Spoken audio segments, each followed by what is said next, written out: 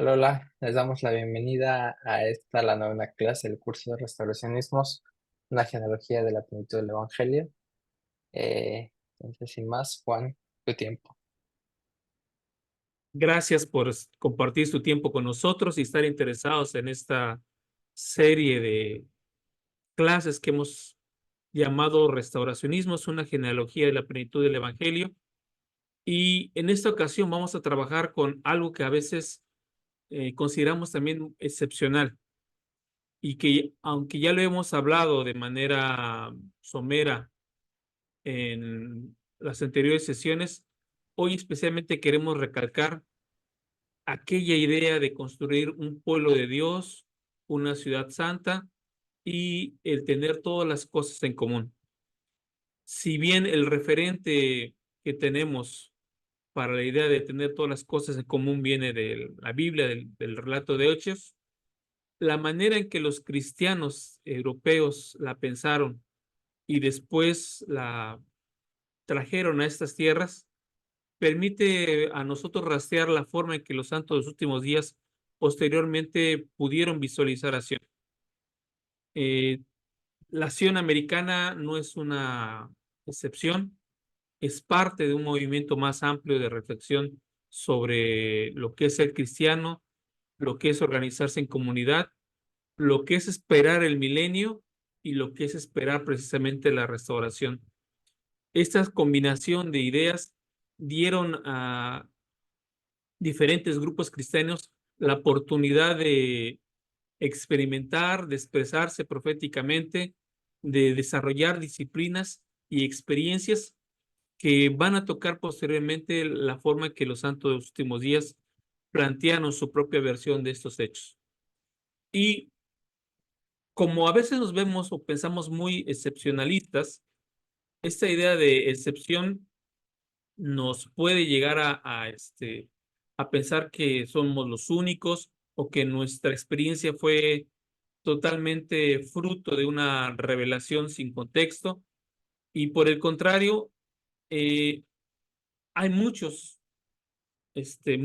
movimientos y muchos movimientos cristianos que desarrollaron esas experiencias antes de la experiencia propia de los santos de los últimos días en Kirla.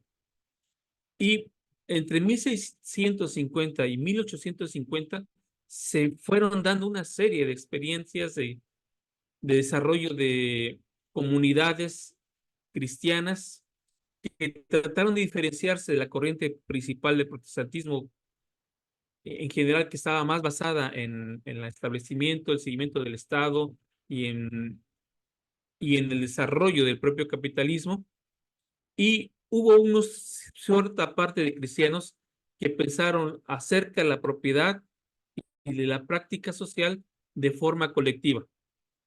Y esas ideas fluyeron tanto del centro de Europa hacia la Gran Bretaña y de Europa y la Gran Bretaña hacia las comunidades norteamericanas más allá del transatlántico. Entonces, estos grupos generalmente permanecieron interconectados y aunque a veces pensamos a esas sociedades solamente en términos norteamericanos, porque a veces también los norteamericanos se consideran excepcionales, muchos de estos movimientos que llamamos sionistas proceden y tienen sus raíces en Europa. Entonces, eh, tenemos dentro de esos grupos a los cuáqueros, a los tembladores, a la comunidad de Frata, a muchos otros grupos como los de la verdadera inspiración, la sociedad de la armonía y otras basados en el radicalismo y el pietismo alemán y otros experimentos más milenaristas como la familia y otros grupos que se asentaron o se establecieron en el suelo norteamericano y que vieron su mayor expansión y su mayor expresión durante el principio del siglo XIX, pero anteriormente hubo bastantes experimentos, algunos muy exitosos, de establecer ciudades o comunidades muy religiosas y con un aspecto centrado en el carácter comunitario y en el carácter profético de esa comunidad. Y bueno, Primero tenemos aquí la Sion alemana. Hay varias siones alemanas que van a surgir precisamente del pietismo alemán, van a aparecer también con este radicalismo de los anabaptistas, y como pueden ver en este mapa, van a establecerse sobre todo en el sur de Alemania, con comunidades generalmente dirigidas o con un carácter profético, con la idea de tener bienes en común. Y fíjense aquí que la idea es precisamente recuperar algo que les está quitando el protestantismo de manera fuerte para algunos que buscan la santidad. ¿Qué es eso de apartarse del mundo, de buscar el claustro, buscar una comunidad de personas que tengan el deseo de santificación, como era el caso de los monjes? Entonces, estas ciudades y esos pueblos originalmente van a salir como una búsqueda de recuperar eso que ahora está negando, que es el monacato, para volver a establecer ideas de votos de pobreza, de votos de castidad, de votos de industriosidad y de comunidad que han perdido del protestantismo. Y por eso, en la misma raíz del protestantismo, muchas de esas comunidades van a surgir en Alemania. Y esas comunidades alemanas, cuando van a ser perseguidas o sometidas por los diferentes principados alemanes o por la recuperación de algunos territorios por parte de la Iglesia Católica, se van a ver en la necesidad de emigrar hacia la Gran Bretaña, pero van a llevarse sus comunidades y sus proyectos hacia esas tierras. Entonces, vemos aquí que hay diferentes esas comunidades, y en lo mismo va a ocurrir en Inglaterra. Aquí tenemos un mapa de dónde se establecieron varias de esas comunidades, que categóricamente les decimos Sion, en toda la región de la zona inglesa, y podemos considerar, y para nosotros debe ser importante, ver qué de esas comunidades que están en la Gran Bretaña y en Europa van a ser zona misionera o zona de contacto de los santos de los últimos días cuando vayan a predicar a estas regiones. Porque principalmente los conversos europeos, ya sea de Escandinavia, ya sea de Francia o ya sea de la Gran Bretaña, proceden de zonas donde están establecidas comunidades cristianas con proyectos comunalistas, que generalmente tienen una dirección profética o que tienen raíces alemanas, que ya hemos hablado de Jacob Boehm o de Jane Lead en el caso de Inglaterra. ¿Sí, Javier? En Suiza no hubo esto. Eh, Pregunto porque digo, todo lo de este lugar, una ciudad, yo ni sabía, pero se llama Sion, así se llama. La ciudad, o sea, el pueblo, la ciudad se llama Sion. Entonces se me hizo a mí muy raro. Dije, "Ah, mira, qué curioso. Pero digo, ahí quedó. No sé, esto será casualidad o si, este, No, no es casualidad. Lo que pasa es que Suiza habla alemán. Hay comunidades alemanas que ujú. emigraron hacia esas zonas, y hay comunidades francesas que también tenían este Sí, de tipo de hecho era la parte características ¿o era y francesa o emigraron. alemana? Entonces, ya sea por uno o por los dos lados, también les llegaron comunidades. Sí. Aquí yo he puesto las alemanas y las inglesas porque son la fuente más amplia de lo que abrevarán posteriormente los norteamericanos, pero no son los únicos. O sea, sí hay Sion, y va a haber otras ciudades en los Estados Unidos que efectivamente también se van a llamar Sion. Aquí hemos puesto la localización de estas ciudades, pero muchas eran la Comunidad de Cristo, o la Comunidad de Sion, o la Comunidad de la Nueva Jerusalén, o la comunidad de los verdaderos creyentes, etcétera. Tenían diferentes nombres. Y bueno, esto nos va a llevar precisamente a las Siones norteamericanas del lado este, y como podrán ver, tenemos un montón de comunidades, incluso algunas igual llamándose Zion City, o nombres similares que están establecidas en los Estados Unidos o lo que será posteriormente los Estados Unidos, incluyendo su desarrollo hacia Nauvoo. Entonces, si se dan cuenta, en la costa empiezan, tienen Zion Hill, tienen muchas comunidades en la costa este, y conforme se van expandiendo los norteamericanos, en este caso te pusimos como límite Far West, tenemos a todas estas comunidades que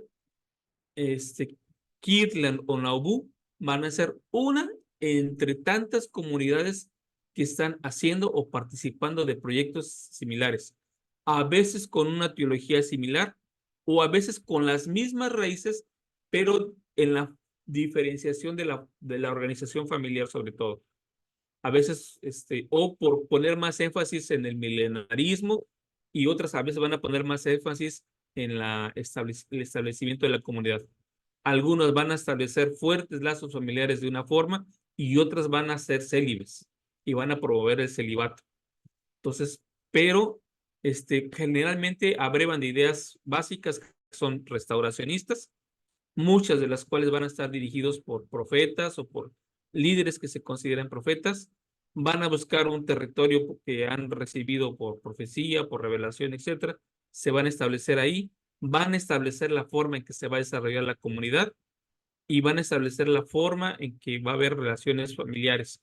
Están esperando muchas el milenio que es inminente y otras esperando la restauración y otras considerándose que son la restauración. Y por eso va a haber muchas de esas comunidades solamente en este pedacito de lo que es el ala este de los Estados Unidos, y conforme se vayan ampliando, pues estas naciones norteamericanas también se van a ir ampliando en su territorio. Y bueno, nos regresamos un poco a Europa. Precisamente aquí tenemos a los anabaptistas y a lo que preguntaba Javier. Entre los grupos anabaptistas radicales había unos radicales en Suiza, yo creo que por eso tenían su opción por allá, y había anabaptistas en las regiones checas. Estos, en relación con la cronología de la aparición del protestantismo, son las primeras que realmente tienen un carácter comunitario y autónomo. Y van a conservarse, hasta aquí tenemos una imagen de algunos de ellos, hasta el día de hoy esas comunidades en Europa, en algunas zonas de la República Checa, donde van a compartir sus deseos comunitarios, están considerando que la iglesia debe de ser restaurada. En algunos casos van a ser dirigidos por profetas, como ya los vimos con los de Munster. Entonces, esas ciudades van a ser los primeros que van a tener éxito dentro de sus situaciones hasta que el avance del capitalismo arrolle estas comunidades o las mande a zonas rurales.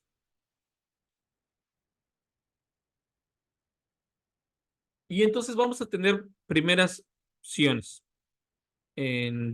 Vamos primero a ver la parte europea. En Europa, en la Gran Bretaña va a haber una gran revuelta por las disputas en la monarquía, por los periodos de agitación y de tratar de inventar un gobierno sin monarquía, la restauración de esta monarquía. Durante todo ese periodo va a haber una serie de experimentaciones que van a estar unidos también a la participación política. Entonces van a aparecer los bautistas, van a aparecer los cuáqueros y particularmente va a aparecer un grupo que se va a llamar los excavadores, los diggers, y van a estar dirigidos por Gerald Winstanley, y va a ser un grupo de cristianos que se van a reunir para tomar tierras y van a establecer que toda la tierra es un tesoro en común que debe ser dirigida a la comunidad por profecía y que las propiedades y el fruto de las mismas debe ser una riqueza que se reparta en la comunidad. Se le llama excavadores por esta idea de estar, tratar de obtener las riquezas de la tierra y hacer fértil aquellos lugares donde la tierra a veces era agreste. Entonces, él decía, Winstanley, que la tierra fue creada por Dios para que todos los compartieran y que nunca debía de ser mantenida en manos privadas. Él también decía que estaba comenzando una nueva era en la que el Espíritu de Cristo estaría nuevamente presente dentro de las personas, por lo que esto les llevaría a actuar con mayor justicia y por lo tanto superar toda pobreza y desigualdad.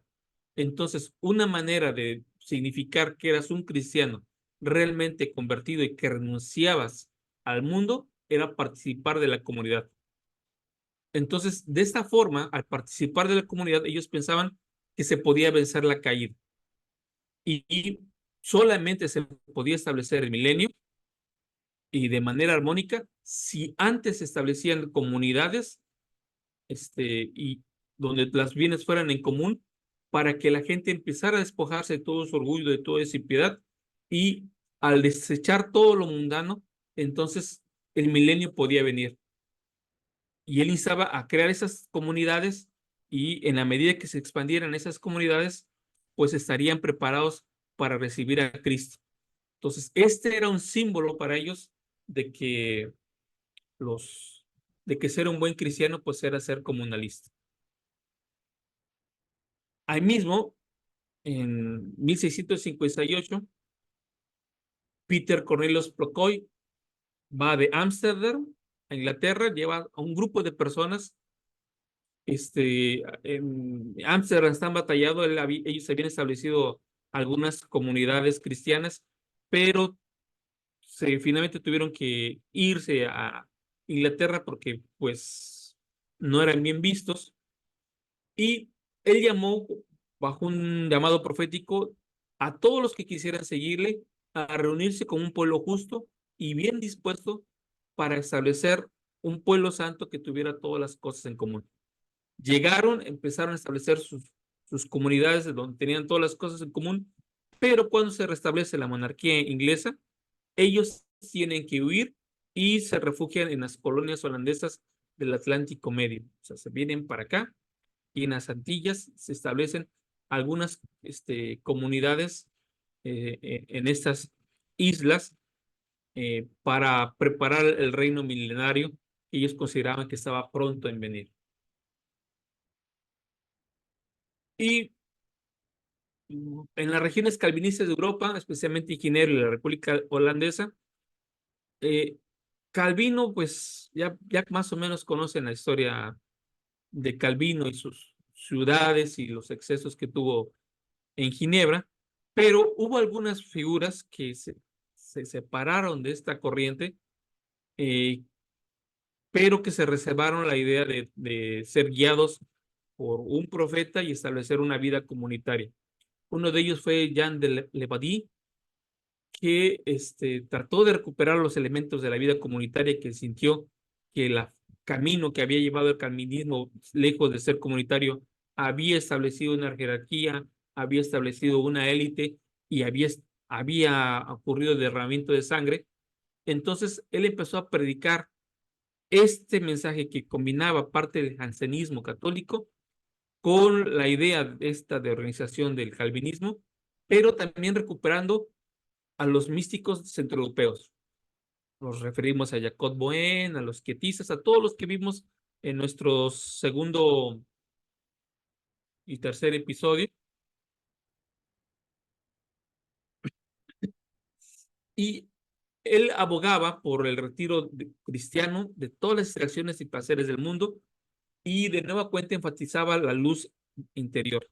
Uno tenía que sentir que podía brillar dentro de uno y que iba a ser clarificada y iba a ser más brillante, pero solamente si eran rigurosos en guardar la oración y el ayuno. Entonces, en ese sentido eran como monjes, pero en una comunidad más grande, donde toda la gente tenía que participar de unas reglas claras de ayuno, de oración, de vigías, de vigilias, perdón, de momentos regulados del día para orar, para leer las escrituras, etcétera, porque era la única forma en que ellos podían acercarse y aparte trabajar de manera comunitaria y vivir todos de manera que no hubiera distinción ni en la ropa ni en ese tipo de detalles. y ellos fundaron la ciudad de Surinam.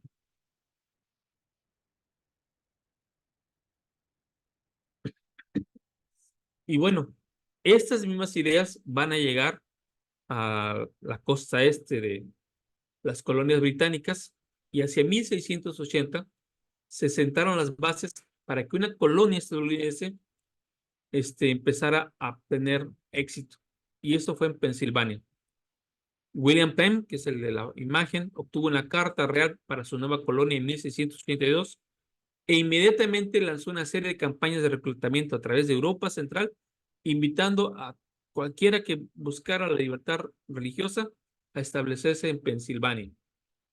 Y empezó a desarrollar esas comunidades con un carácter también de santificación y de desarrollo, desarrollo igualitario para prepararse para el milenio. Durante ese mismo periodo hubo otros grupos restauracionistas más pequeños, uno de los cuales incluía a un grupo que se llamaba la Sociedad de la Mujer en el Desierto.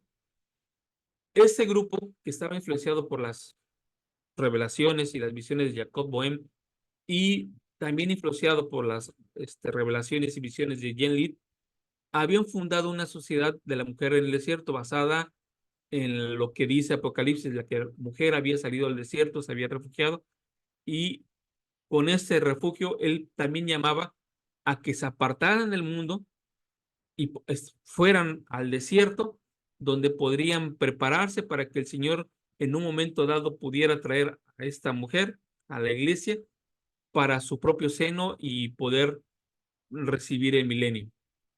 Entonces, este grupo se reunió alrededor de Johann Jacob Zimmermann, un profesor de Heidelberg y pastor luterano, que empezó a profetizar acerca del milenio. Esto de la profecía del milenio va a ser constante en estos grupos. Unos más énfasis en la comunidad, otros más énfasis en el milenio u otros más énfasis en el restauracionismo.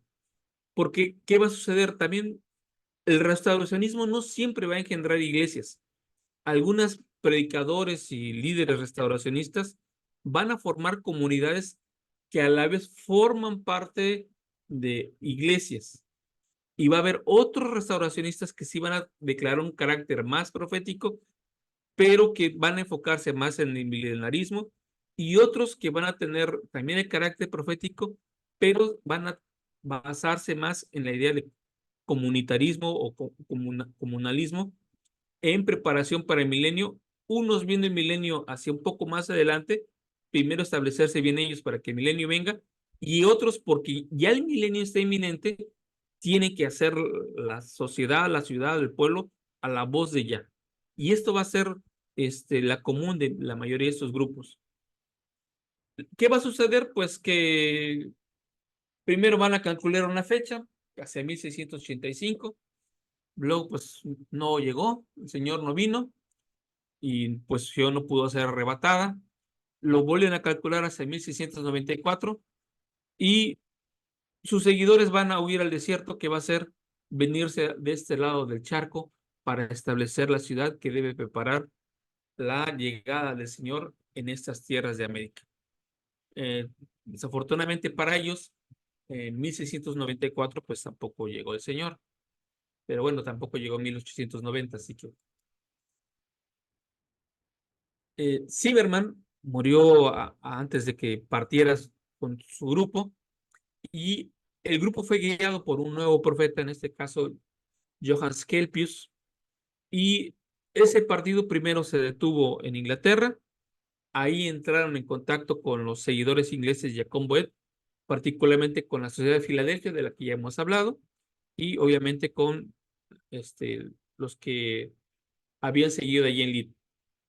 Y con ello renovaron sus esperanzas, buscaron las bendiciones del reino y declararon lo siguiente: las bendiciones del reino no han de ser disfrutadas en propiedad, sino en comunidad. Y vinieron a América y establecieron sus comunidades.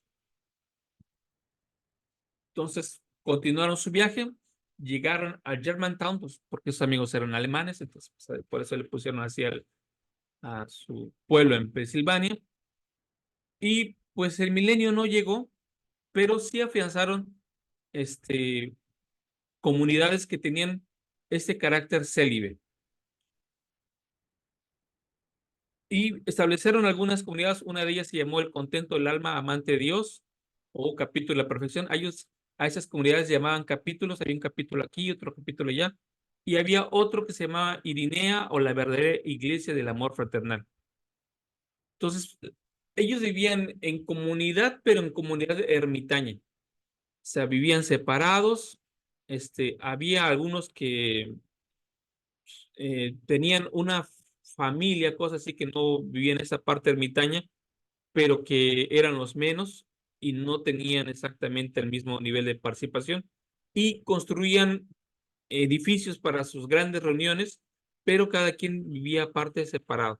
Entonces, se reunían a trabajar, a desarrollar su industria, sus artes y obviamente su servicio de adoración, pero después cada quien como si fueran monjes de clausura, cada quien a su apartado lugar solo.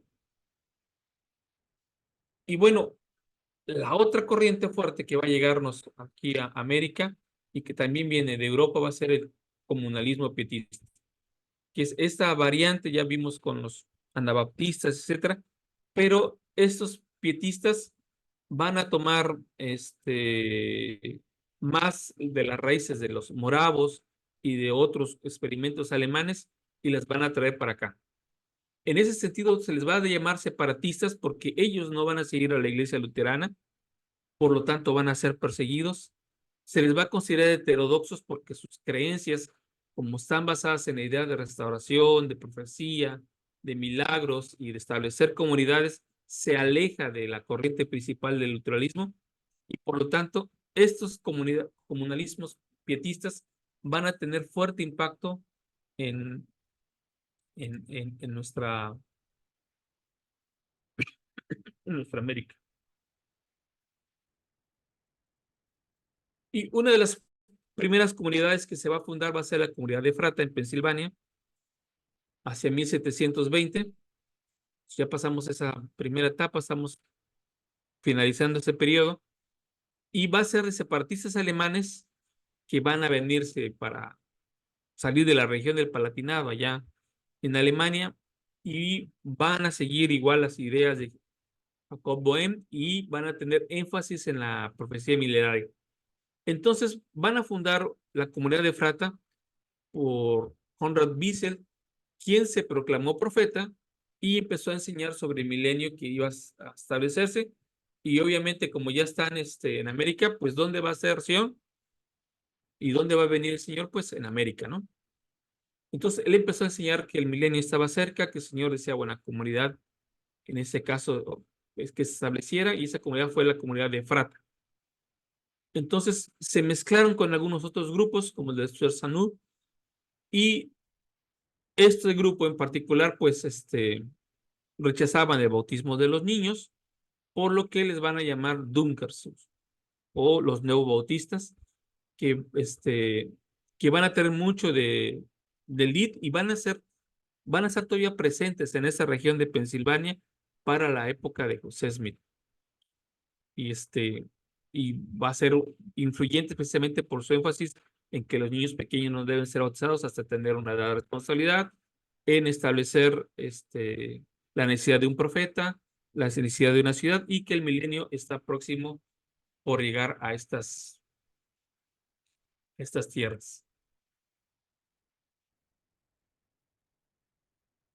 También ya hemos hablado de Zinzendorf, y hemos hablado brevemente anterior de que él estableció diferentes comunidades y ciudades, tanto en Europa como en América, y estos moravos van a ser influyentes posteriormente en la teología de John Wesley, como hemos hablado, pero aquí lo exitoso de ellos va a hacer que sus comunidades, a diferencia de otras que aparecían y con el paso del tiempo pues morían en el intento, estas van a tener mucho éxito y van a adoptar un mecanismo de organización de la tierra y de la producción mucho más efectivo y no va a estar tan cerrada o tan monacal la situación como con otras comunidades.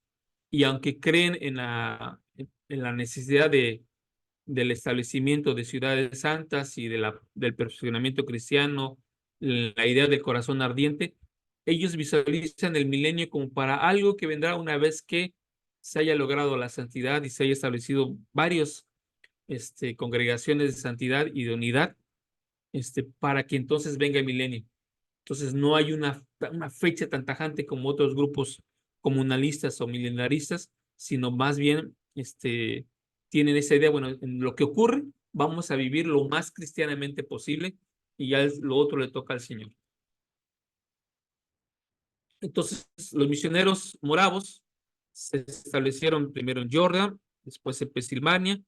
Ahí pusieron una ciudad que se llamó Belén, cerca de Filadelfia, luego Nazaret, y así estuvieron estableciendo ciudades tanto en América, llegando hasta Carolina del Norte, y en Gran Bretaña, donde también fundaron diferentes asentamientos. Entonces, este grupo sí tuvo éxito en fundar diferentes asentamientos con este modelo de comunitarismo. Y a ellos le van a llamar a esto comunidad de propiedad, economía general.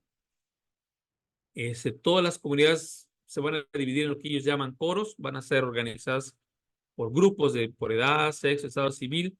Aquí ya no hacen tanto énfasis en que deben estar todos célibes o mantener sin casar o etcétera. Y también va a organizar la forma de vivienda. No hay salarios, hay viviendas que son comunitarias, hay alimentos que son para la comunidad y a cada quien se le va a dar ropa y artículos en función de sus necesidades y de acuerdo a sus capacidades. Entonces, toda la producción va a ser colectiva, se va a vender al exterior o se va a intercambiar, las ganancias se van a repartir en la comunidad, pero dependiendo de tu participación, tu necesidad y tu capacidad. Entonces, si le suena después a algunos comunistas británicos o alemanes, es porque tiene mucho de este asunto, pero pues todavía estamos dentro de grupos cristianos. Entonces, cuando les digan dónde se inventó el comunismo, ya saben dónde se inventó, ¿no?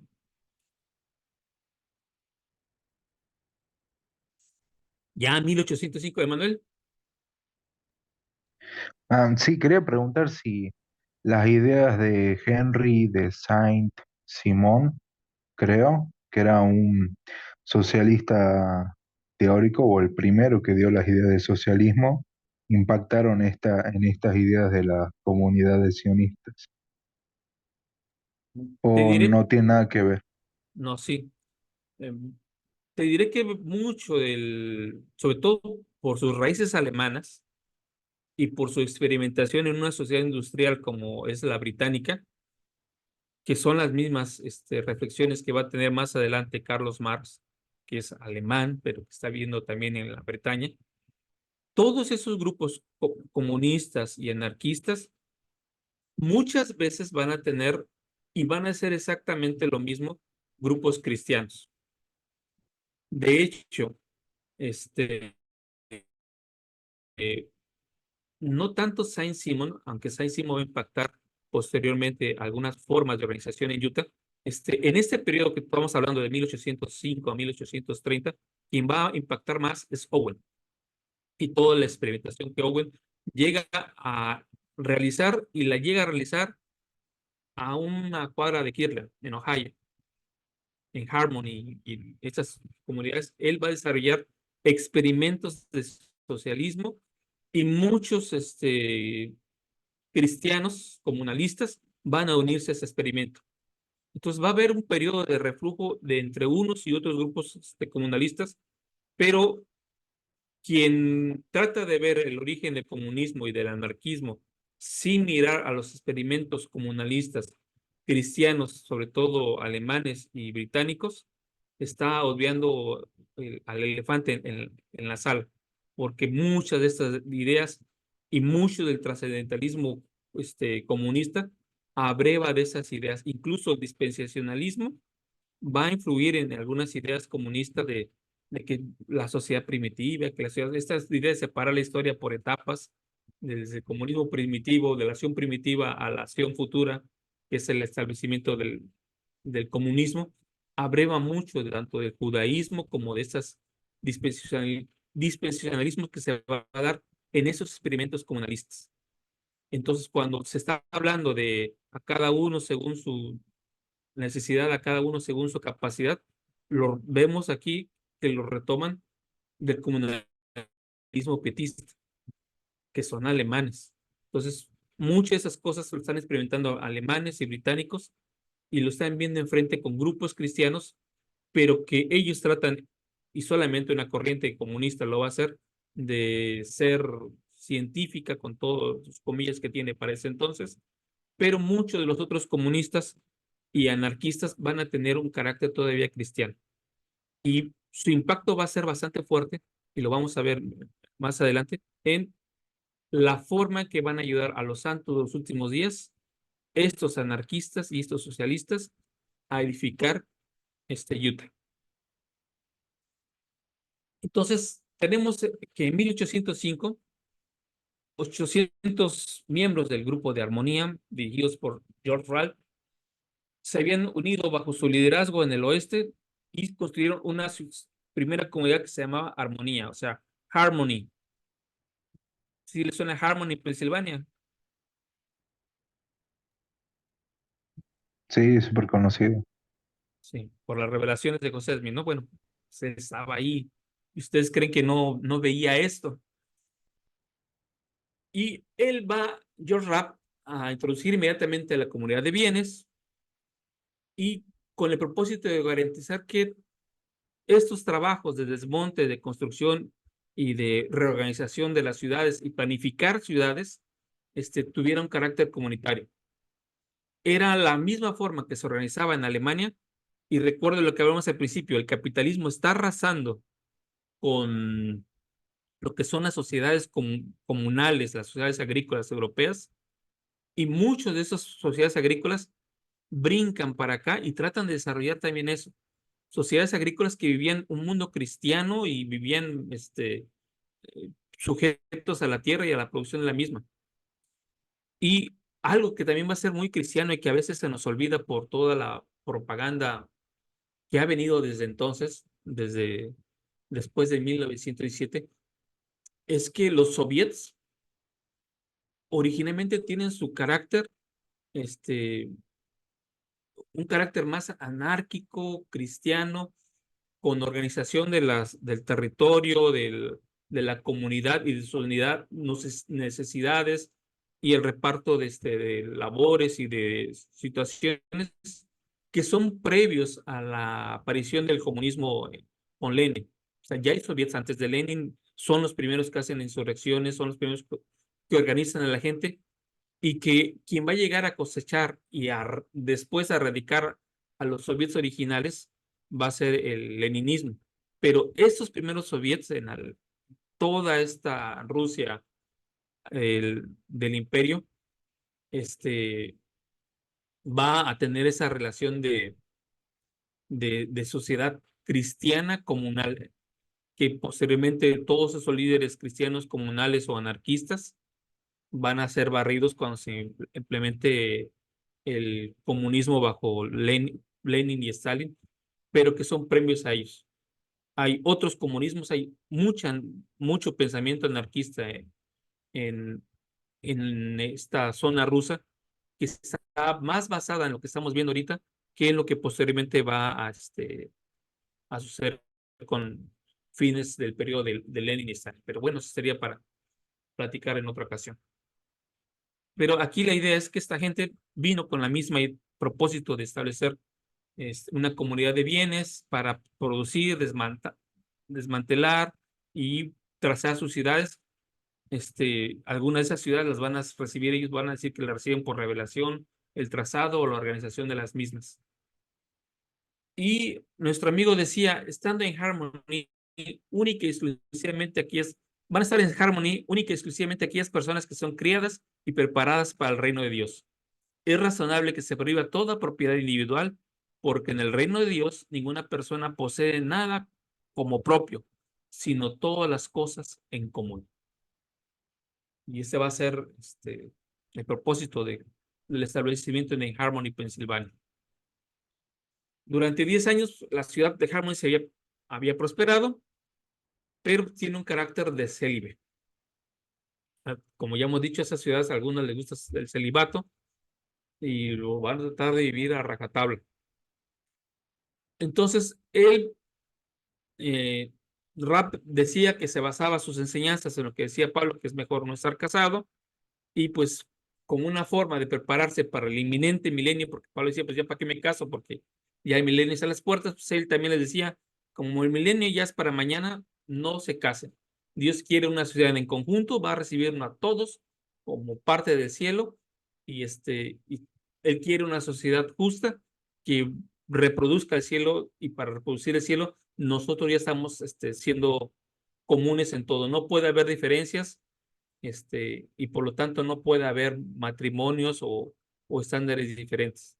Y pues esto lo van a heredar de Jacob Boehme, que ya hemos visto que también hablaba de esa idea de que había que permanecer célibe, porque al final la forma de exaltación era volver a desaparecer la distinción entre Adán y Eva para crear un solo ser que sería una suerte de ser sexuado o hermafrodita, y por lo tanto ellos aspiraban a eso. Entonces, cuando ven algunos que todavía enseñan que en los otros grados de gloria la gente no va a tener sexo, o sea, genitales o formas reproductivas, pues todavía retoman de estas visiones donde esas personas permanecen sin identidad sexual. En 1814, después de 10 años, pues se trasladaron, dejaron Harmony, se fueron hacia Indiana, establecieron otra comunidad que se llamó New Harmony. Después de ahí, regresan a Ohio y fundan Economy. Y después de ahí se regresan a Pensilvania. Y George Rapp dirigió su comunidad hasta su muerte en 1847. Todavía le vivió 3 años más que a José Smith. Y pues bajo su liderazgo la comunidad prosperó, etcétera, y acumuló riquezas, fue muy exitosa, pero acabando su liderazgo, la sociedad pues ya no fue tan próspera en los años siguientes.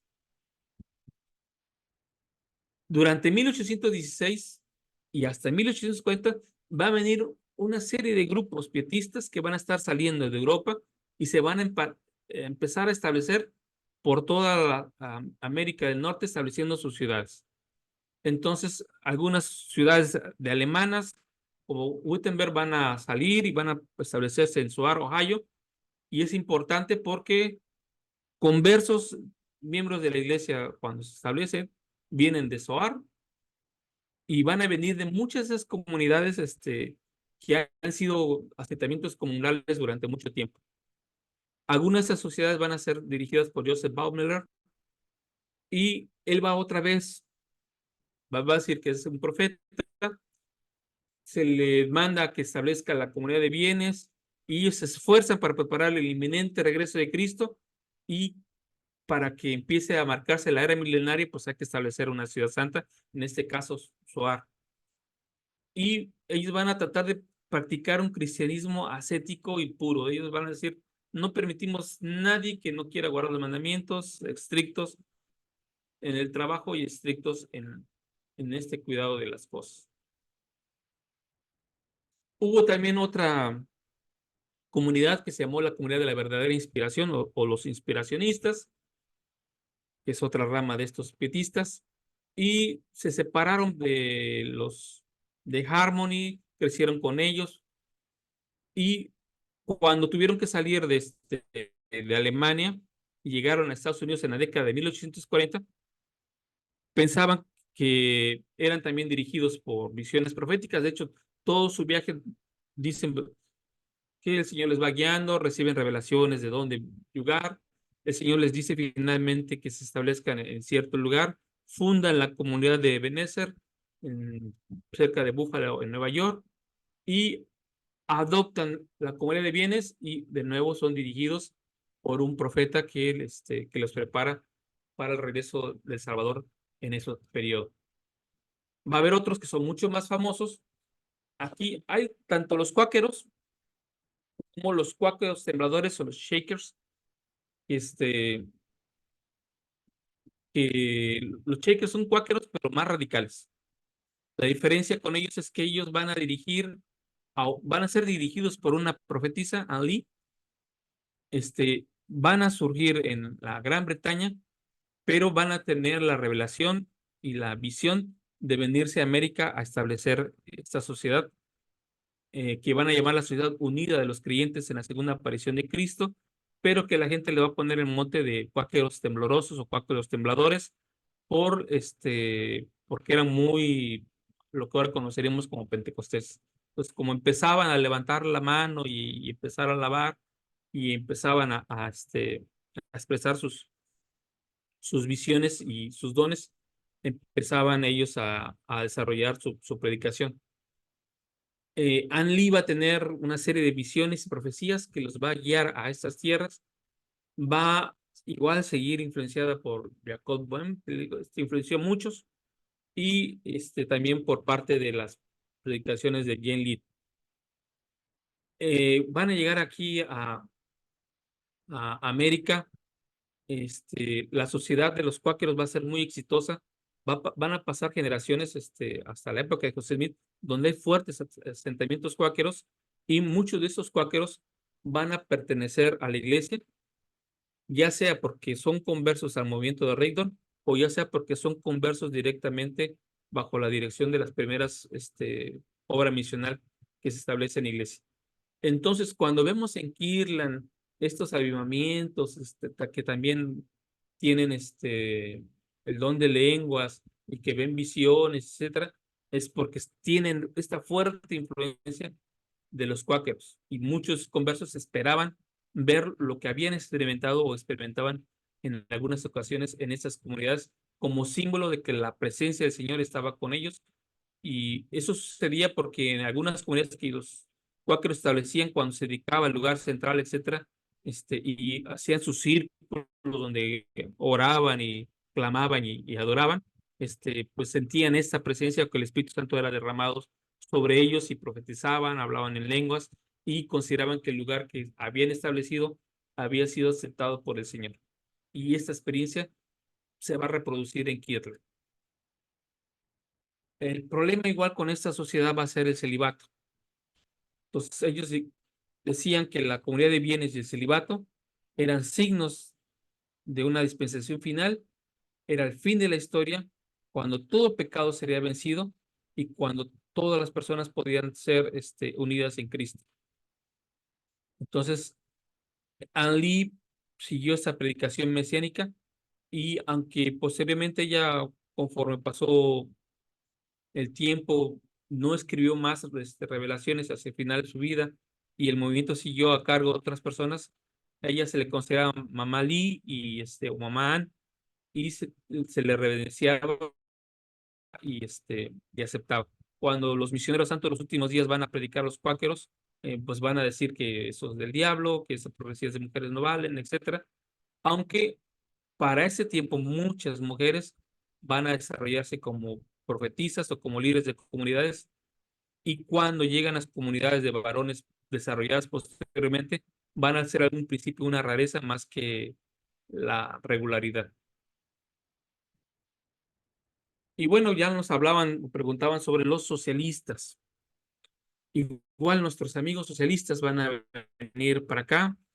No va a ser tanto Saint-Simon como Robert Owen, Charles Fourier y Etienne Cabet los que más van a influir en su encuentro e interacción con las comunidades cristianas.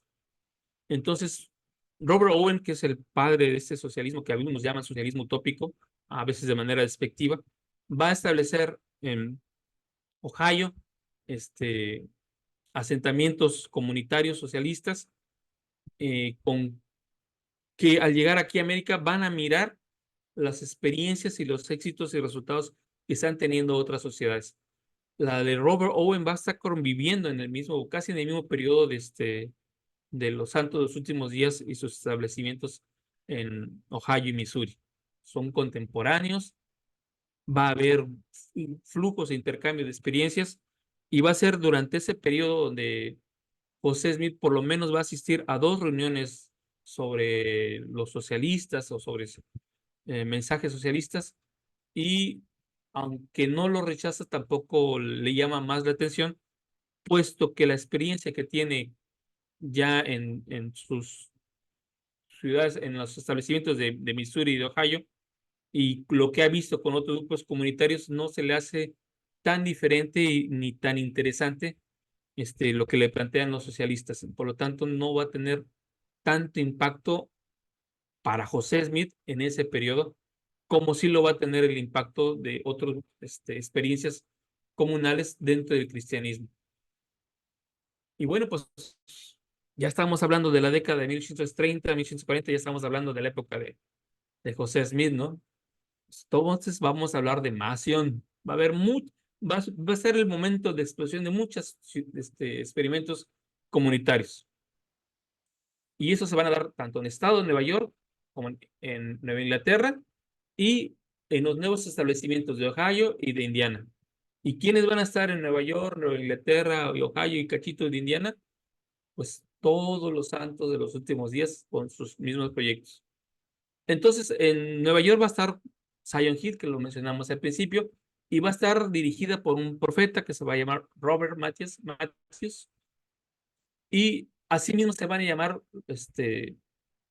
Cristianos Unidos.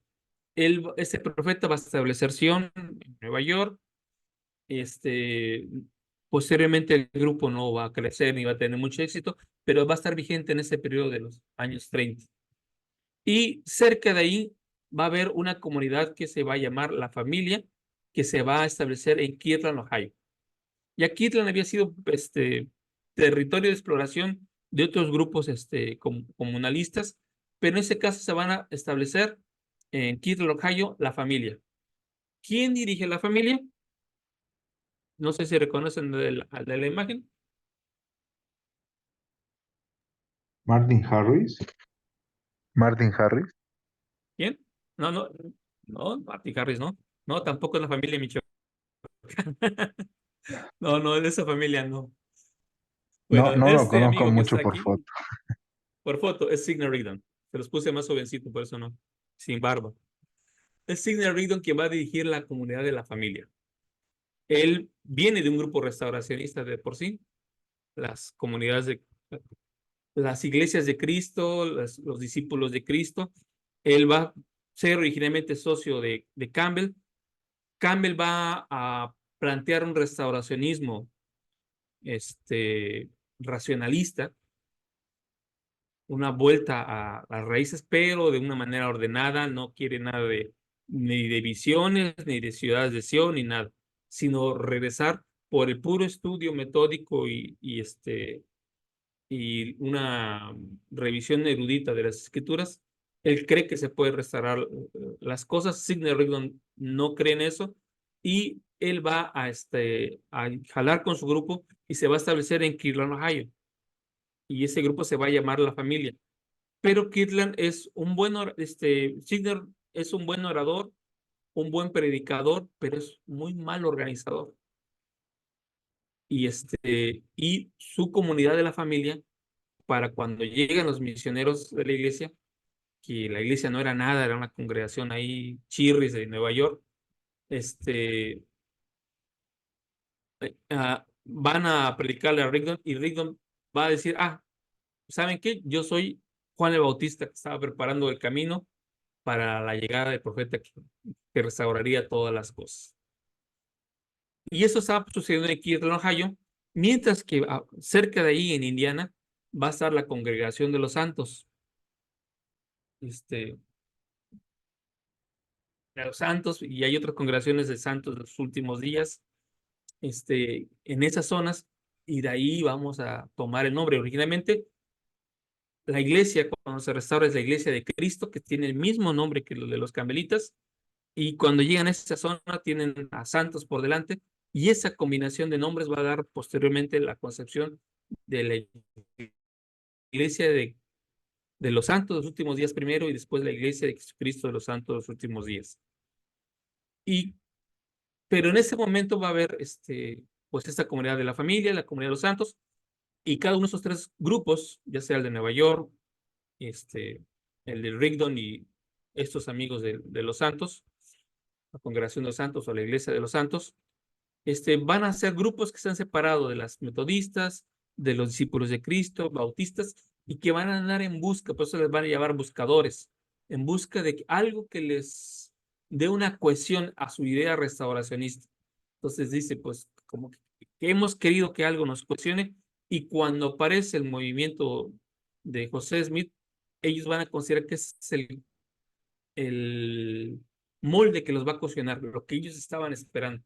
Y por lo tanto, casi toda la familia se va a unir a, a, a la iglesia de Cristo con José Smith, y lo mismo va a pasar con la congregación o con la iglesia de los santos, que también parte de ellos se van a unir a, a nuestra iglesia. En ese mismo periodo, los cuáqueros siguen expandiéndose, siguen estableciendo ciudades y van a establecer las ciudades de Brook Farm y Hopedale, que van a estar vinculadas a variantes unitarias y universalistas del protestantismo de Massachusetts, y otras que van a tratar de buscar un cristianismo más práctico, menos racionalista, y algunos comunistas bíblicos, que así se van a llamar, van a establecerse en Vermont. ¿Quién era de por ahí? De Vermont, y luego en el norte de Nueva York, y van a reunirse en torno de un predicador perfeccionista que se va a llamar John Humphrey Knowles, que durante todo ese periodo, hasta 1840, va a estar predicando. Y su comunidad va a ser una comunidad exitosa, que va a ser la comunidad de Oneida, en 1849, y van a practicar el perfeccionamismo por aquello del perfeccionamiento de los santos.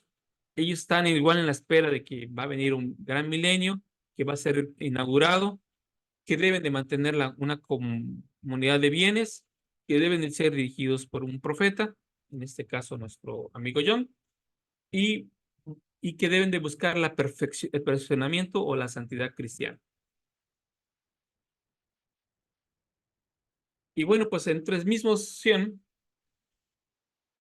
pues va a surgir el movimiento santo de los últimos días, que va a estar vinculado, por un lado, con estos movimientos restauracionistas, con los revivalistas, con estos movimientos de avivamiento, y que donde se va a propagar va a ser precisamente en medio del corazón de todos estos movimientos. O sea, para donde miraran, sus conversos van a venir de todos esos lugares. ¿Y qué van a pedir a sus conversos? Pues quieren lo mismo que ellos están practicando. Entonces, van a llegar a Kirtland, donde se van a incorporar a la familia, van a llegar a Far West, a Missouri, todos estos lugares donde se van a establecer los santos. Ya anteriormente había comunidades o experimentos comunitarios que van a aceptar, recibir o se van a convertir al movimiento de José Smith, y van a considerarlo como alguien que va a ser el que va a enlazar, a ser coherente y reunir todas sus creencias y prácticas en una sola. Entonces, estos grupos son los que van a demandar, empezando por Rigdon, que les digan, oiga, pues nosotros estamos acostumbrados a establecer Sion, a la comunidad de bienes, etcétera. Oiga, ¿no podrá pedirle una revelación al Señor por ahí que así como a los otros que se le han dado para establecer ciudades, pues si este profeta también debe decirle, Señor, dónde debemos establecernos y bajo qué reglas? Y así es como van a consultar a José Smith, y José Smith consultará al Señor para establecer este sistema de comunitario que es popular entre los santos de los últimos días, y que nosotros conocemos como la ley de consagración y mayordomía. ¿Cuál va a ser la diferencia entre la ley de consagración y mayordomía con el comunalismo que van a tener las demás entidades? Básicamente, uno, que desde un principio no van a ser célibes, sino por el contrario, con la misma idea de Rigdon, de familias, el movimiento se va a concentrar en las familias, en agrupaciones familiares. 2, va a haber una propiedad comunal, pero con responsabilidad individual. O sea, es un comunalismo, pero donde cada quien tiene una participación individual. Entonces aporto, pero esto es mío. No hay una comunidad de bienes como tal, o como las otras comunidades las habían practicado. Aquí hay excedentes que se reparten y bienes que se asignan como responsables a ciertas personas, pero de manera individual. Esta idea de la mayordomía. Es decir, si hay consagración, todos los bienes se consagran al Señor, como lo hacían las demás sociedades, pero solamente una persona responsable es responsable de lo que se le dé y de participar y ayudar a la demás comunidad, pero conservando bienes que son de manera individual su propia responsabilidad. Esto va a resolver los problemas que traían las comunidades de Rigdon, donde practicaban la comunidad de bienes y ya cuando alguien quería ocupar la mesa, pues se tenía que esperar que los demás se pararan porque no podían hacerlo. Entonces, y que traía otras dudas y quejas de que a lo mejor había comunidad de esposas o comunidad de esto, comunidad del otro. José Smith en ese sentido le va a dar un carácter diferente a ese comunalismo. Entonces, en Kirtland, Ohio, Rigdon reunió una de sus congregaciones en la granja de Examorley para intentar vivir con todas las cosas en común. Rigdon admiraba todos los modelos de comunalismo que él conocía, estaba familiarizado con los tembladores, también conocía los experimentos de Robert Owen porque estaban al ladito, conocía la ciudad de la armonía porque había andado allá por Harmony, conocía la comunidad de Soar porque había incluso ido a predicar allá, pero como él nunca tuvo ese liderazgo para cuajar el proyecto que sí le gustaban, porque ya había recorrido todas esas zonas, fue que pidió una revelación a José Smith. 1, ¿dónde debemos establecer Sion? Y 2, ¿cómo debemos establecer la comunidad de bienes y la sociedad? Y esto fue lo que llegó como la ley de consagración y mayordomía, que reemplazó la propiedad en común por mayordomías individuales dentro de un contexto de consagración comunal. Entonces estaba ya en medio ni eran tan comunitaristas, ni eran todavía capitalistas.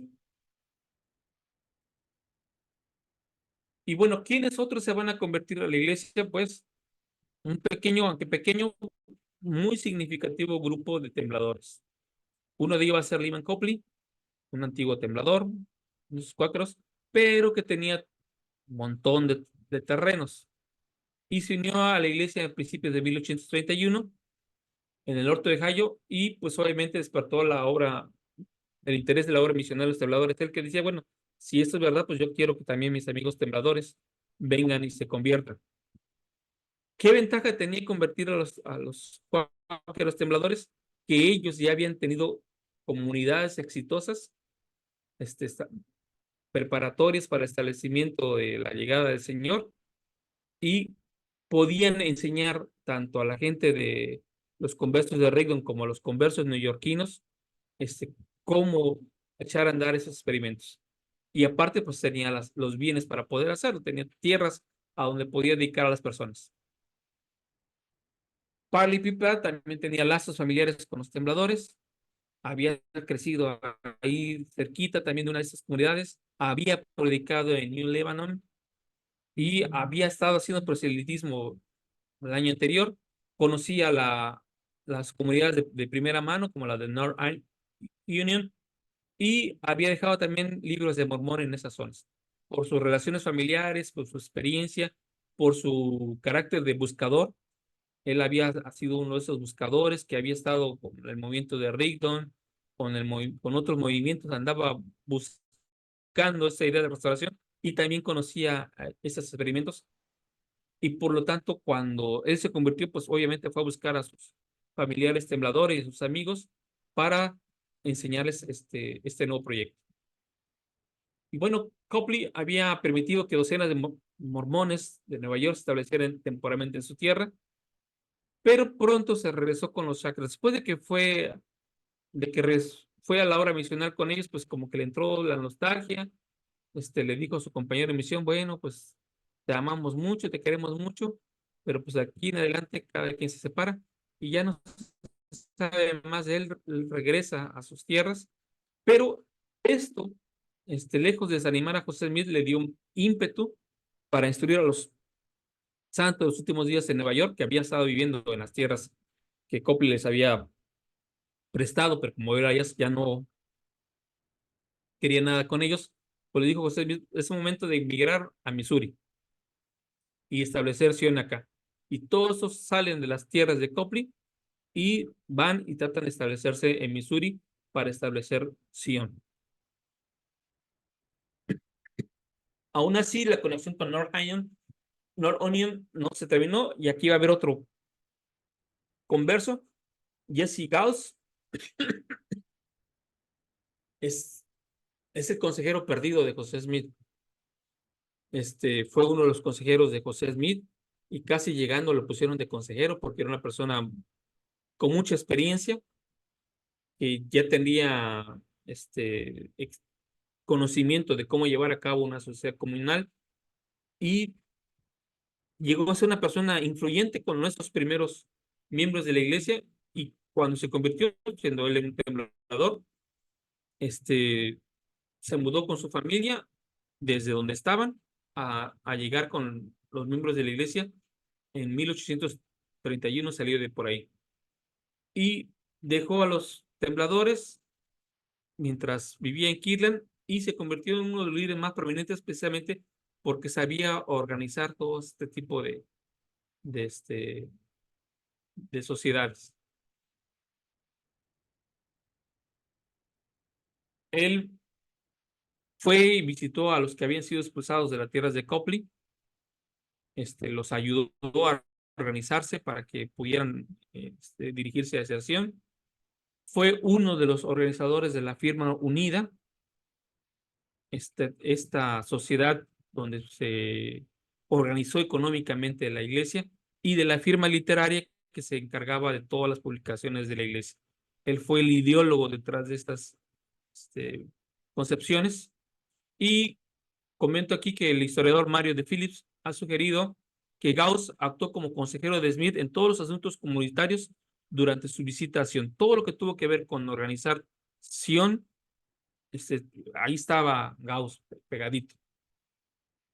Y lo mismo, él fue que viendo las experiencias de los obispados que había con los tembladores, pues, estableció la idea de tener también dos obispados en Ohio y en Missouri, que muy probablemente haya venido de la influencia de los cuáqueros que tenían un obispo oriental y otro occidental, dependiendo de las regiones donde ellos estaban distribuidos.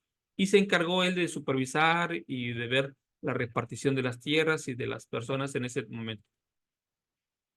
Y él, Gauss, fue con Coltrane a hacer la labor misional, fueron a, a la comunidad de Economy, de esa comunidad de los grupos de armonía, allá en Pensilvania, y ahí se empieza como a perder este amigo, y por esa época se convierte John Sundell a la Iglesia de Jesucristo de los Santos de los Últimos Días, y él va a ser importante porque cuando los santos están saliendo, ¿sí, Javier?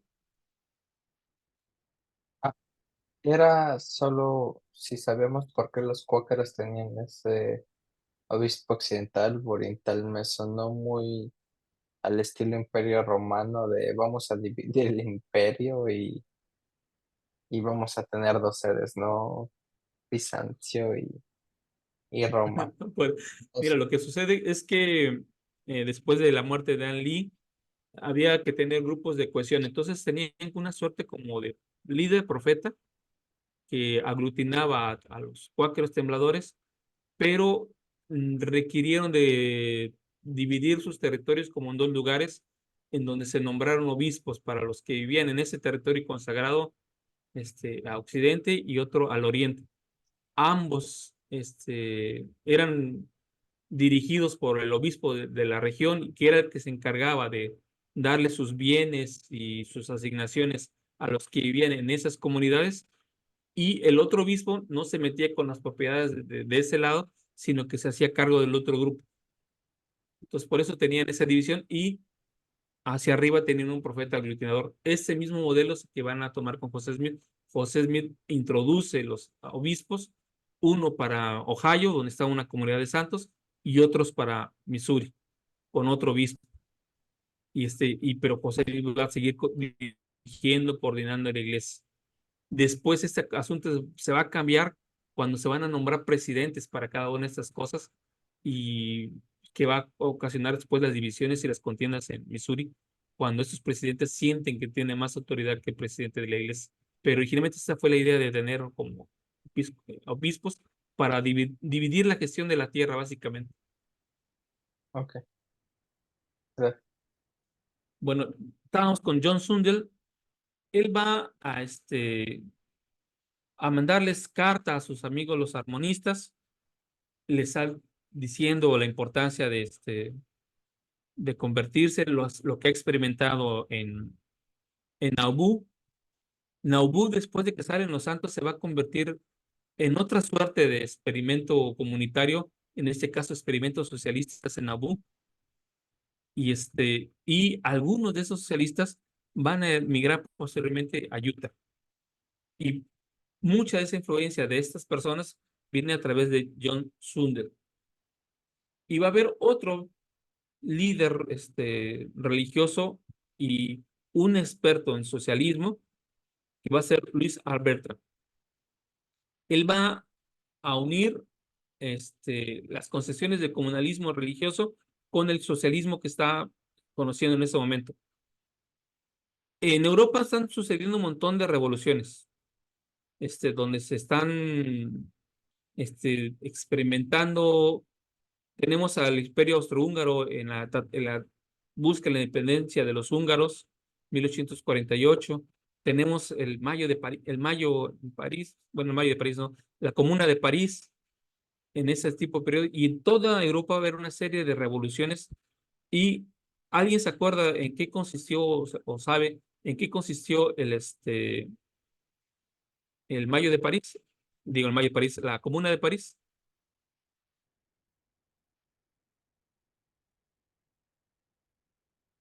Porque Carlos Mar va a escribir acerca de la Comuna de París, porque va a ser algo extraordinario en ese entonces.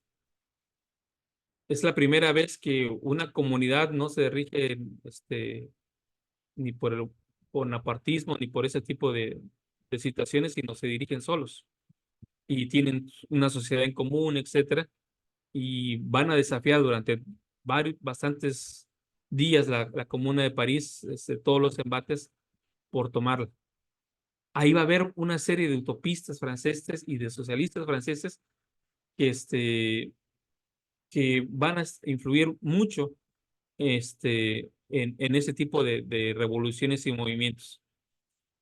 Uno de ellos, como estamos comentando, es Luis Bertrand. ¿Por qué va a ser importante? Porque él va a participar, él va a estar viendo sus movimientos, le va a sugerir a algunos seguidores de Robert Owen que miren hacia América, ve los esfuerzos que hacen algunas de esas comunidades por establecerse en Texas, y después de que estas situaciones terminaran en desastre, va a traer a esa sociedad que se va a llamar la Sociedad de los Sicarianos a que vayan a Nauvoo, Illinois, y establezcan una comunidad socialista. Y él va a estar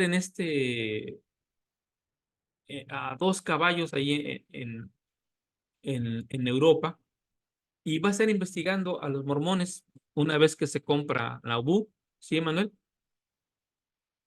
La Comuna de París no fue aquel grupo que tomó a la fuerza París y gobernó por un pequeño momento Sí. Y que y que, ajá. no, y que había leído hace poco que unos grupos, no sé si eran los sionistas, querían crear como ciudades-estado, aplicando el socialismo en los Estados Unidos. No sé si son los sionistas o si son otros grupos. Sí, son grupos que en ese caso de Bertrand, él va a investigar la compra de Cabot, porque van a comprar Nauvoo y se van a establecer ahí algunos socialistas.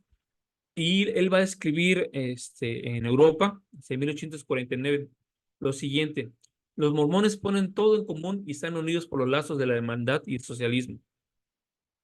Y mientras Cabot estaba en Nauvoo, Bertrand expresa su esperanza de que el líder icariano aprendiera del ejemplo de los mormones y que nuestros hermanos icarianos confraternizaran con estos comunistas estadounidenses.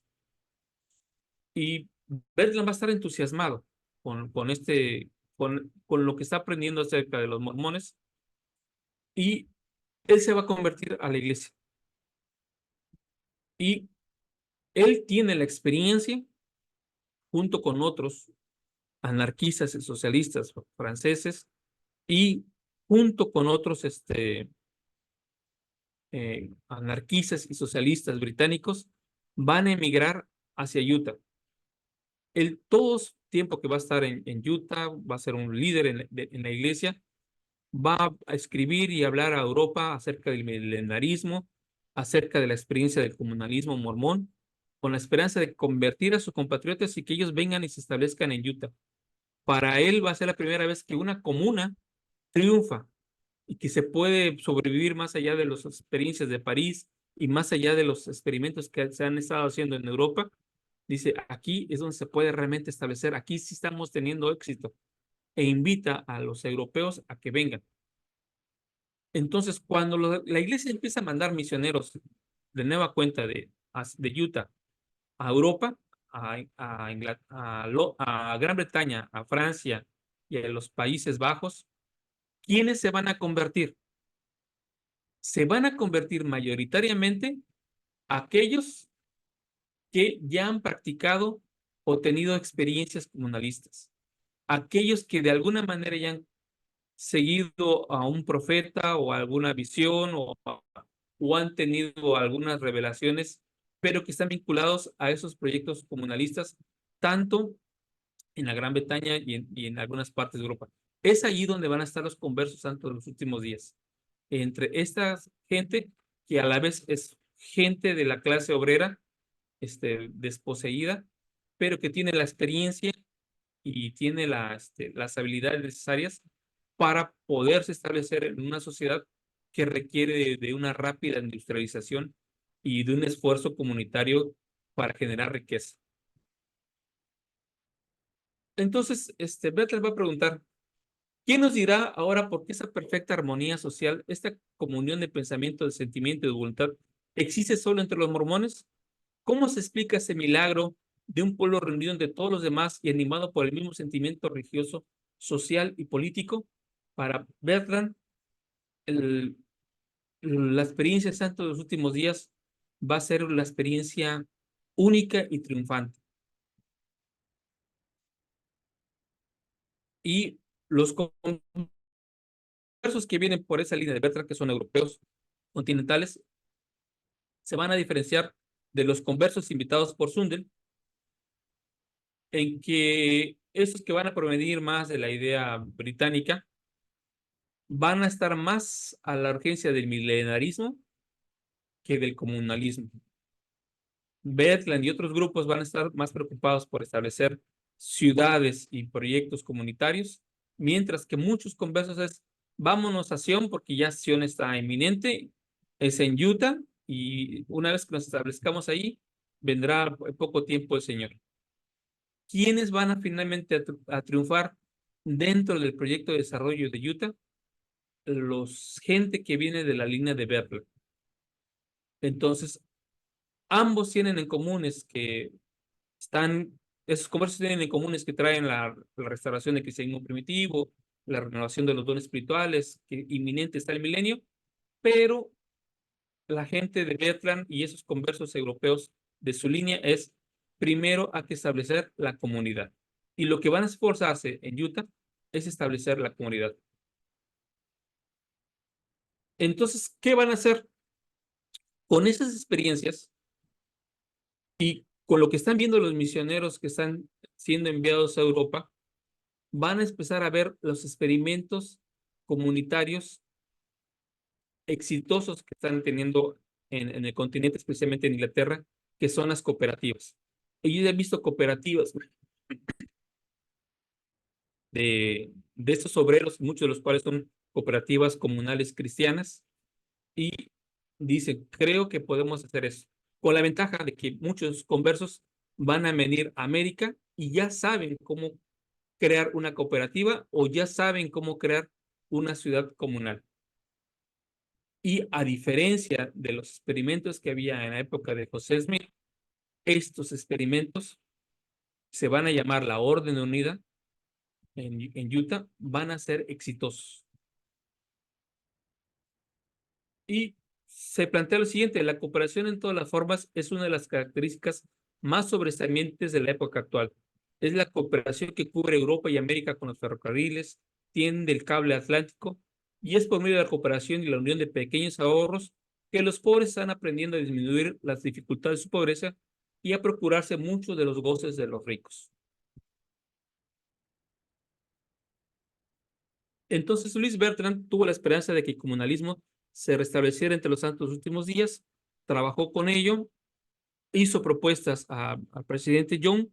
El presidente John, con él y con las experiencias que le contaban los misioneros y los conversos europeos, tuvo la visión de aceptar estas propuestas y llevarlas a cabo en todos los territorios de Utah, tanto para establecer cada una de las ciudades que se establecerían bajo una modalidad comunalista, pero una organización industrial cooperativista. Y entonces se va a lanzar una campaña para establecer órdenes unidas por todos lados. Pero esas órdenes unidas ya no van a ser con la idea de vamos a poner toda la bolsa en común y las casas en común, etcétera, sino vamos a desarrollar proyectos productivos y eso va a ser lo que va a estar en común. Aquí le entramos todos, cada quien tiene su participación accionaria, participa laboralmente en esa producción y recibe de lo que haya producido como parte de su participación. Todo lo demás, si él establece su casa más bonita, más fea, etcétera, pues ya es responsabilidad de esa persona. Lo que importa en este modelo es que la producción de la riqueza sí tenga el carácter de cooperativo y que después cada quien se organice como mejor considere. Entonces, a diferencia de los otros experimentos comunitarios, aquí se va a empezar a dar la flexibilidad de que tú puedes participar en las órdenes unidas, en la orden unida, pero cada quien, incluso cada orden, debe de organizarse y manejar sus propios asuntos. Entonces, en una sesión de la Conferencia General de abril de 1874, 2 meses después del establecimiento de la primera orden unida, el apóstol Orso Platt declaró que las nuevas órdenes se apartarían del sistema que José Smith había maquinado. No sé si la operación de acciones comunes que Dios nos mandó a entrar en el condado de Jackson, Missouri, será adecuado en el año de 1874. Y pues, obviamente no era adecuado. Ya eran otros mundos, otros momentos, y ya con la experiencia que habían tenido de los fracasos de esas órdenes en Missouri y en Ohio, retomar la experiencia de los europeos y retomar esta visión cristiana, pero mucho más flexible para también el desarrollo individual, hizo que la orden unida las órdenes unidas establecidas en Utah, porque fueron muchas, tuvieron éxito. Y se van a organizar en diferentes categorías. Va a haber una primera categoría que se va a organizar en torno a la propiedad comunal, de la propiedad y de la industria, con salarios y dividendos diferenciales recompensados por la mano de obra y la inversión inicial en el capital social. Este modelo va a aplicar para propiedades agrícolas y para industrias generalmente de carácter agrícola, donde cada quien tiene su asignación de salarios y dividendos por la labor que realiza y también por su participación accionaria. Entonces, sí, todos perciben de la producción, pero cada quien dependiendo de su grado de participación. Y aquí hay una propiedad mucho mayor de manera comunal porque explotar algunos territorios es más fácil hacerlo en propiedad comunal que en propiedad individual, pero ya para lo otro tú te las arreglas de manera personal. La segunda es la del modelo de Brigham City, que era una propiedad comunitaria para la manufactura y la agricultura, y que a la vez hubiera también propiedad privada de la propiedad y un mercado abierto de la mano de obra y salarios. En este caso hay cooperativas que pueden contratar mano de obra privada y pueden asignar salarios a esa mano de obra contratada. Entonces, sí hay unos socios que son cooperativistas, pero estos pueden contratar a otros que no son cooperativistas, pero que se requiere de su mano de obra. Y obviamente el mercado es a la oferta y la demanda. La tercera categoría va a ser realizada en zonas urbanas, en manera individual, donde se va a establecer una empresa cooperativa donde van a participar los contribuidores, tanto con inversión de capital como en mano de obra, pero van a hacer la distinción. A ver, este barrio va a producir vides o va a producir vinos. Esta es el barrio de los vinos. Este otro barrio va a producir textiles. Van separando las diferenciaciones para las áreas urbanas. Y entonces aquí el liderazgo del obispo tiene también una relevancia al momento de echar estas cooperativas. Y el otro modelo que se va también a las zonas rurales hace énfasis en la propiedad comunal y en la repartición de dividendos de manera igualitaria, pero los bienes y la producción es para autoconsumo, sobre todo en aquellas zonas donde no da la capacidad para exportación o para producir excedentes, y lo que se pueda producir, pues obviamente tiene que partirse en comunidad. Entonces vemos que las órdenes unidas tuvieron un carácter más flexible. ¿Qué va a suceder después? Y aquí es el punto que quiero finalmente señalar. No fue el matrimonio plural la principal causa de los constantes embates contra los santos de los últimos días en Utah. La preocupación principal que van a tener la gente del este es que en medio de los vínculos que quiere establecer con California, que está desarrollándose industrialmente con un modelo de capitalista fuerte, y el otro modelo que está hacia el Atlántico, también con capitalismo fuerte, tiene en medio sociedades comunitarias de muchos tipos. Conforme va avanzando el ferrocarril y el establecimiento y el orden capitalista, estas sociedades comunales, ya sean religiosas, ya sean comunistas utópicas, ya sean milenaristas o lo que sean, van a ser un estorbo. Y el otro problema es que la gente de Utah está teniendo éxito en estos proyectos comunitarios. Como ya hemos hablado anteriormente, matrimonios plurales, polígamos, o sea, había en otras regiones de Estados Unidos y no se metían con esas comunidades ni esa gente porque eran pequeños o estaban en reservas de indios o estaban en una comunidad con un profeta por allá perdido, pero Utah está en medio del paso hacia California. Entonces, limitar y acabar con estos modos de producción cooperativo que estaban teniendo éxito eran una mala señal si Estados Unidos quería totalmente convertirse en un capitalismo triunfante. ¿Qué sucedió? Pues que a finales de la década del siglo XIX y principios del XX, estos modelos comunitarios van a desaparecer para dar paso a una visión capitalista tanto en la iglesia como en su organización territorial. Muchas de esas se van a rematar, vender, quebrar o presionar para que se desaparezcan. Otras van a ser negocios que se van a convertir en propiedad de la iglesia y otras van a ser moneda de canje para algunas negociaciones con el gobierno norteamericano en los años siguientes. Y finalmente la iglesia cambiará de este modelo comunalista a un modelo capitalista fuertemente arraigado hasta el presente y que responde a las necesidades de este presente, donde el capitalismo ha triunfado y que parte de ese triunfo pues tuvo que pasar por YouTube. Y bien, esta es mi exposición el día de hoy. No sé qué quieran preguntar o comentar.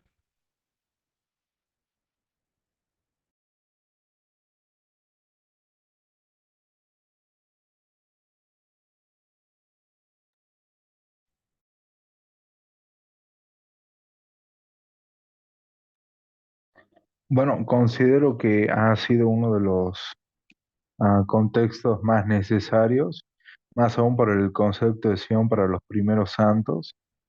Y también ocho, no me sale la palabra. me ha dado una perspectiva, ahí está, me ha dado una perspectiva de cómo los primeros miembros de la iglesia interpretaban Sion y no sabía que Sidney Rigdon también era como una especie de profeta. Bueno, también veo por qué fracasó después, pero, pero considero que este es un contexto muy importante. O sea, no sé si esto es algo que, porque hay veces tengo así a mis amigos de instituto que hablamos de estos temas de historia y no sé si empezar a hablar de todos estos restauracionismos que hay. Yo siempre les digo, bueno, vayan a la hoja del olivo, yo les muestro los videos, les comparto, pero estos temas, porque también hay miembros nuevos que ven ciertas cosas de internet y tienen estas pequeñas dudas sobre estas cosas. Así que yo siempre procuro decirlo, primero lean las escrituras, luego lean la historia y luego vayan a la hoja del olivo. Eso fue lo que les puedo decir al converso nuevo. Pero considero que de todos los videos que ha dado contextos importantes, este es el número 2, porque el concepto de Sion va a impactar muy fuerte, creo que para José Smith y para en el contexto de Doctrina y Convenios. Eso quería comentar. Gracias, Manuel.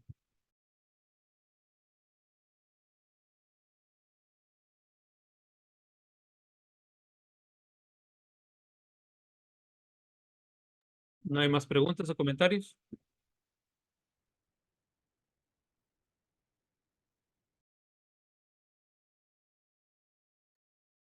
Al parecer no.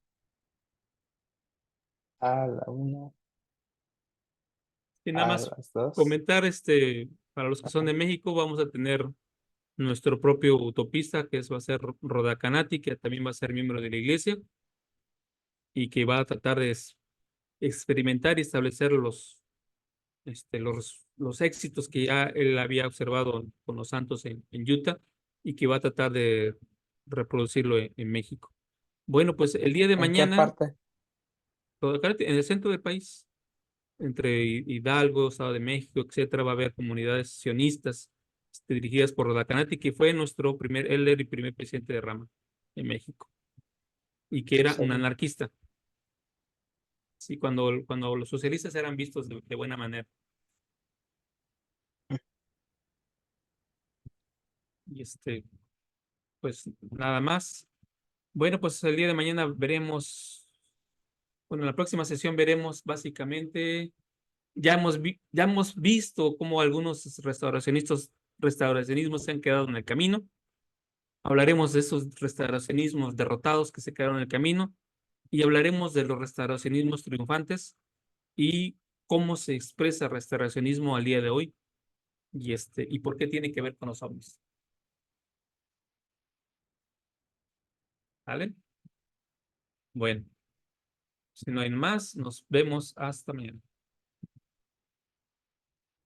Aló.